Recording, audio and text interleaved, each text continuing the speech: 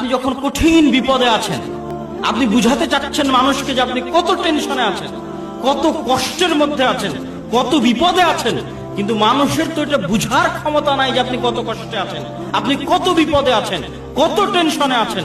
কিন্তু হুবহু আপনার মতো করে, ঠিক যেই ফিলিংস আপনার, ঠিক যেই টেনশনের মধ্যে আপনি আছেন, হুবহু ওইভাবে আপনার টেনশনকে ফিল করা, যেই বিপদের মধ্যে আছেন হুবহু ওইভাবে আপনার বিপদকে আন্ডারস্ট্যান্ড করা, ঠিক যেই খুশির মধ্যে আছেন হুবহু আপনার মতো করে খুশিকে অনুভব করা, যিনি পারেন তার নাম লতীফ।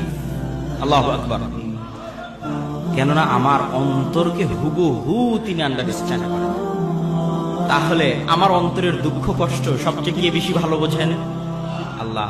তাহলে আমার অন্তরের দুঃখ কষ্ট সবচেয়ে কাকে বলে বেশি মজা পাওয়া যাবে? আর মানুষের কাছে বলতে গেলে ছোট হতে হবে, আত্মসম্মান নষ্ট হবে, আত্মমর্যাদা নষ্ট হবে, মাথা নিচু হবে, কিন্তু তাও তাকে বুঝাতে পারবেন না। আর আপনার বুঝানো লাগবে না, উনি লতীফ, উনি এমনি জানেন আপনার অবস্থা।